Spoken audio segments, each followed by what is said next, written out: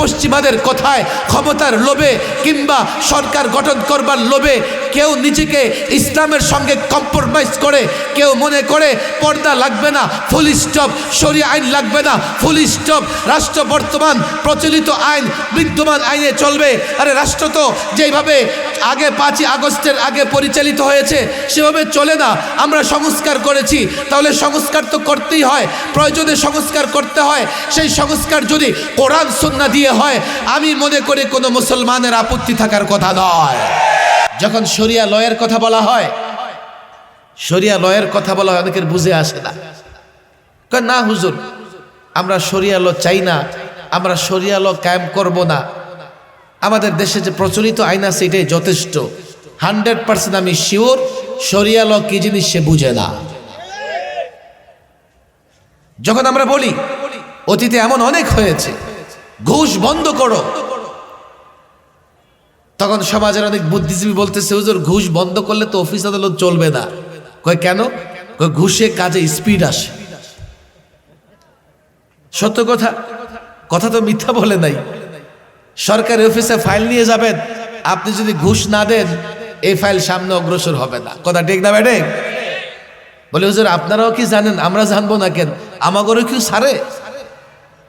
আমাদেরকে তো ছাড়ে না, বরং আমাদেরকে আরো ছাই দিয়ে ধরে। হাদিয়া দিয়ে যান, হালাল টাকা দিয়ে যান। আর আমি না হালাল দিলাম তো তোর জন্য তো হারাম। কথা ঠিক না ব্যাঠিক?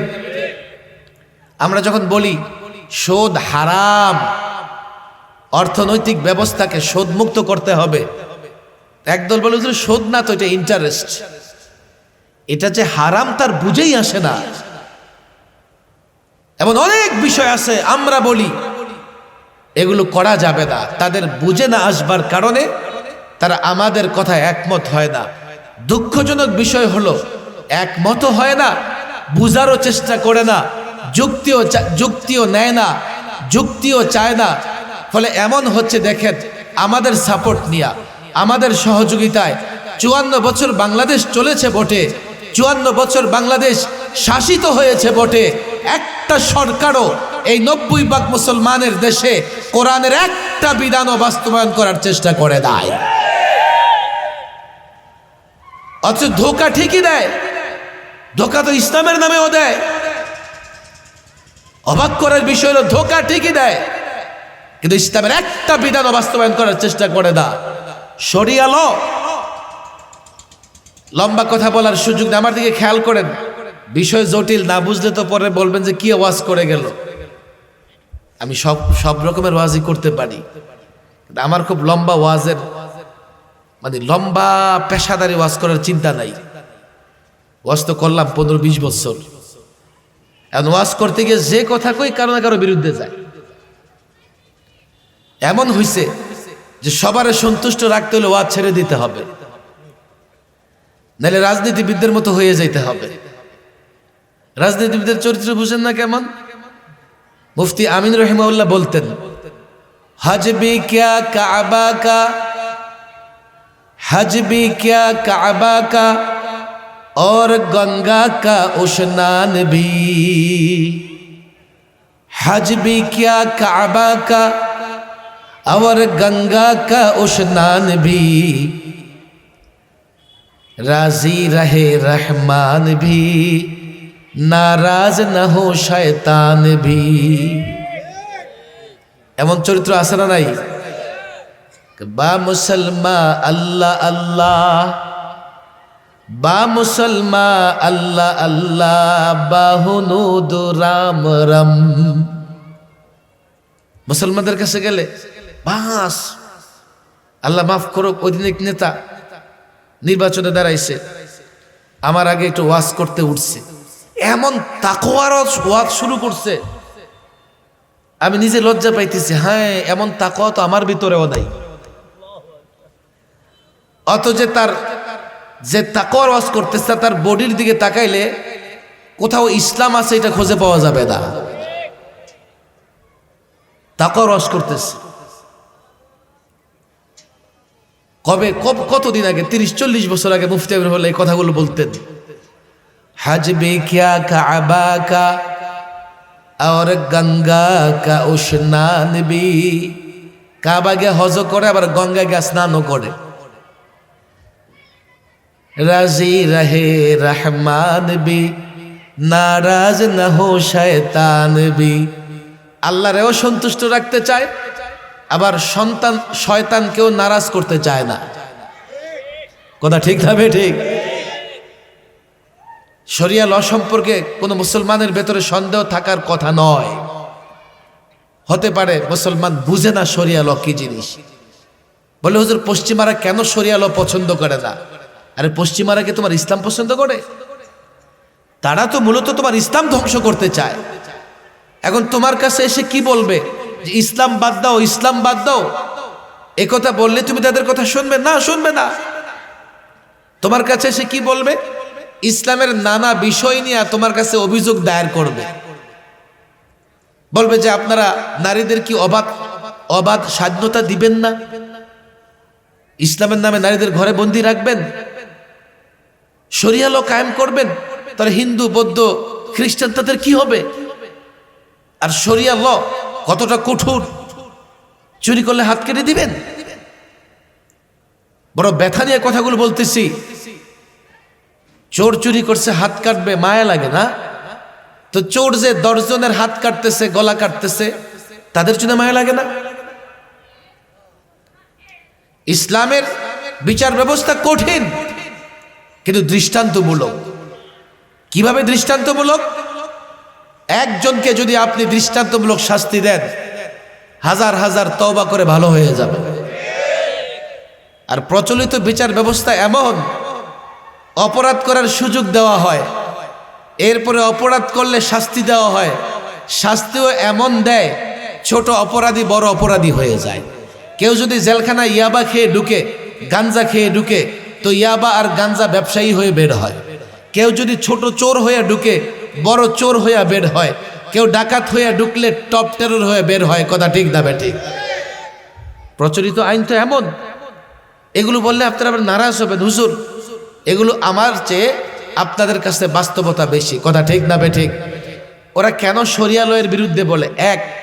ওরা এই জন্যেই শরিয়া লয়ের বিরুদ্ধে বলে, ওরা মূলত শরিয়া ইসলামকে পছন্দ করে না। কথা ঠিক না ঠিক?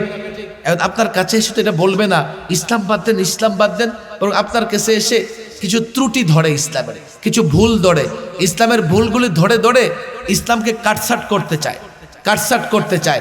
যদি কাটছাট করতে পারে তো অন্তত এতটুকু সফল হইল যে ইসলামটাকে অপূর্ণ, অসম্পূর্ণভাবে জাতির সামনে তুলে ধরলেন। আর অসম্পূর্ণ ইসলাম দিয়া কোনোদিন সমাজ রাষ্ট্র সংস্কার হবে না। আমি যদি এটা ক্লিয়ার বলি, এটা তো যুক্তিতর্কের বিষয়, এটা আইনি বিষয়, আর একটা অর্থ বিষয়। আলেমদের আমি বলি, এই ওলামা পরিষদের আলেমদেরকে হাতে পায়ে ধরে বলে যাই, জাতি আজকে জানতে চায়, জাতি বুঝতে চায়। প্রত্যেকটা বিষয় কোরআন সুন্নাহর দলিল দেওয়ার পাশাপাশি আমরা চেষ্টা করব যৌক্তিকভাবেও আপনাদের বুঝাইয়ে দিতে। কিন্তু যুক্তি সব আপনারা বুঝবেন সেটা এমন হবে না। হতে পারে অনেক যুক্তি আপনাদের বুঝে আসবে না। এই জন্য একটা পাক্কা ওয়াদা করবেন, কোরআন সুন্নাহ দ্বারা যা প্রমাণিত হয় আমরা মানবো ইনশাআল্লাহ। মানবো তো ইনশাআল্লাহ? হাত তুলে পাক্কা ওয়াদা করেন, ওয়াদা করেন, বলেন কোরআন সুন্নাহ দ্বারা যা প্রমাণিত, বুঝলেও মানবো, না বুঝলেও মানবো। বলেন বুঝলেও মানবো, না বুঝলেও মানবো। কোরআনে ব্যক্তি সমস্যার সমাধান দেয়া আছে না নাই? বুঝে না আসলেও মানবো, বুঝলেও মানবো। কোরআনে রাষ্ট্রের প্রত্যেকটা সংকট সমস্যার সমাধান দেয়া আছে না নাই? সুষম অর্থ ব্যবস্থার জন্য কোরআন সুন্নাহয় গাইডলাইন দেওয়া আছে না নাই? বিচার ব্যবস্থার জন্য কোরআন সুন্নাহয় গাইডলাইন দেওয়া আছে না নাই? বুঝলেও মানবো, বলেন বুঝলেও মানবো, বলেন বুঝলেও মানবো। এর মানে কি আমাদের কাছে যুক্তি নাই? বলেন এর মানে কি আমাদের কাছে যুক্তি নাই? বলেন আছে না নাই? ডাক্তারের কাছে আপনি গেছেন, ডাক্তার এটা সেটা চেক করে বলে দিল, ওষুধ লেখা দিল। ডাক্তারে জিজ্ঞেস করেন নাকি যে ডাক্তার এটা দিছেন কেন, যুক্তি দেন, ওইটা দিছেন কেন, যুক্তি দেন। ইঞ্জিনিয়ারের কাছে গেছেন, বাড়ি বানাবেন, ইঞ্জিনিয়ার ড্রয়িং করে দিছে, আপনি কিন্তু প্রশ্ন করেন না এটা দিছেন কেন, যুক্তি দেন, ওইটা দিছেন কেন, যুক্তি দেন। আপনি যদি প্রশ্ন করেন ইঞ্জিনিয়ার আর ডাক্তার উত্তর দিবে না। কেন দিবে না? আপনার সঙ্গে এই কথাবার্তা বললে তার সময় নষ্ট হবে, আপনি যুক্তি বুঝবেন না, এই জন্য তারা যুক্তি উপস্থাপন করে না। আবার ডাক্তার ঠিকই তার ক্লাসে গিয়া, ইঞ্জিনিয়ার ঠিকই তার ক্লাসে গিয়া ছাত্রদের যৌক্তিক জায়গা থেকে উত্তর দেবার চেষ্টা করে। আমরা মাহফিলে যুক্তি দিয়া ইসলাম বোঝানোর চেষ্টা করি না, অনেকেই বুঝবে না। কিন্তু এখন সময় এমন হয়েছে মানুষ সব কিছু বুঝতে চায়। আর আপনারা যদি বুঝতে চান, আমাদের বুঝতে যেতে কোনো সমস্যা নাই, কিন্তু বুঝবার নিয়তে, ইসলাহ করবার নিয়তে মাহফিলে আসতে হবে। মাহফিল যদি সার্কাস হয় আমরা বুঝাতে পারবো না, মাহফিলকে যদি বিনোদন বানান আমরা বুঝাতে পারবো না। আমি তো চ্যালেঞ্জ করে বলি, আমি 2013 থেকে 15 পর্যন্ত নিষিদ্ধ হওয়ার আগে কয়েকশো টেলিভিশন টকশোতে অংশগ্রহণ করেছি। ইসলামের এক একটা বিষয়ের পক্ষে আমি শত যুক্তি দিয়েছি। আমি একদিকে একা, আরেকদিকে 7টা 8টা নাস্তিক। আল্লাহর কসম, কোনো নাস্তিক যুক্তি দিয়ে ইসলামের কোনো বিষয়কে ছোট করতে পারে নাই। আজও বলি, ইসলামের নামে রাজনীতি করেন আর প্রচলিত বিষয়ে প্রচলিত রাজনীতি করেন, একটা বিষয়ে সবাই একমত হন। ইসলামের প্রত্যেকটা বিষয় যৌক্তিক, ইসলামের প্রত্যেকটা বিষয় সুন্দর, ইসলামের প্রত্যেকটা বিষয় ন্যায়, প্রত্যেকটা বিষয় ইনসাফের। ইসলামে কোথাও বৈষম্য নাই, ইসলামে কোথাও জুলুম নাই। আপনি বুঝেন না, বুঝবার চেষ্টা করেন। যদি পশ্চিমাদের কথায়, ক্ষমতার লোভে কিংবা সরকার গঠন করবার লোভে কেউ নিজেকে ইসলামের সঙ্গে কম্প্রোমাইজ করে, কেউ মনে করে পর্দা লাগবে না, ফুল স্টপ, শরিয়া আইন লাগবে না, ফুল স্টপ, রাষ্ট্র বর্তমান প্রচলিত আইন বিদ্যমান আইনে চলবে। আরে রাষ্ট্র তো যেভাবে আগে 5ই আগস্টের আগে পরিচালিত হয়েছে সেভাবে চলে না। আমরা সংস্কার করেছি, তাহলে সংস্কার তো করতেই হয়, প্রয়োজনে সংস্কার করতে হয়। সেই সংস্কার যদি কোরআন সুন্নাহ দিয়ে হয়, আমি মনে করি কোনো মুসলমানের আপত্তি থাকার কথা নয়।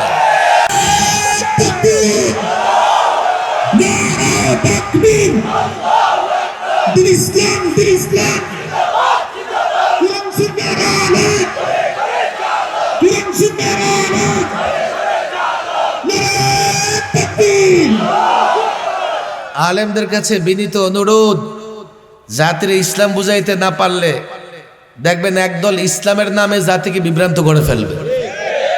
আসে আমাদের অবহেলার কারণে পীর সাহেব সফান সফা, নারী পুরুষ বোঝা যায় না, তার মাজারেও নাকি 10,000 গরু দিয়ে এসছে মানুষ নিয়ে। এই জাতি কেমনে বুঝলো যে পীর হবে? পীর হওয়ার জন্য ন্যূনতম যোগ্যতা আছে না নাই?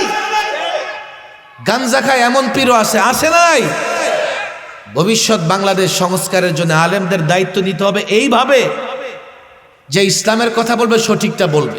এদেশে অনেক আছে ইসলাম নিয়ে কথা বলে না, সে যদি ইসলাম নিয়ে কথা বলে জাতি তার কথাকে গুরুত্ব দেয় না। কিন্তু ইসলামের নামে কেউ যখন কথা বলবে, সংগঠন করবে, রাজনীতি করবে, তাকে মনে রাখতে হবে তার কথায় জাতি বিভ্রান্ত হবে। কেন জাতি মনে করে যে ইসলামের অনেক বড় পণ্ডিত, যদিও এমন হয়েছে, আজকাল এমন হয়েছে ইসলামের নামে বড় পণ্ডিত জহের করে, ইসলামের ন্যূনতম জ্ঞান নাই। আসে না নাই? আমরা আলেম ওলামাদের আমি বলেছি 2টা কাজ লাগবে, সামাজিক শক্তি তৈরি করেন। এই যুবকদের বুঝান, আপনারা যুবকদের কাছে গিয়ে ইসলাম বুঝাবেন না, অন্যরা যুবকদেরকে ইসলামের নামে অন্য কিছু বুঝায়া আপনাদের বিরুদ্ধে দাঁড় করাই দেবে, তখন আর সমাজে থাকতে পারবে না। এই যুবক, এই জাতির সবার কাছে গিয়ে সঠিক ইসলামটা তুলে ধরতে হবে, তাহলে ইনশাআল্লাহ আমরাও থাকবো, ইসলামও থাকবে। কথা ঠিক না বে ঠিক?